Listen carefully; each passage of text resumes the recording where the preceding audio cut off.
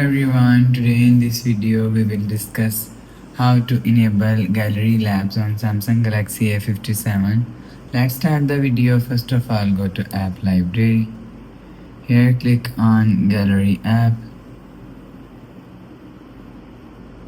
After click on gallery app, click on menu and click on settings.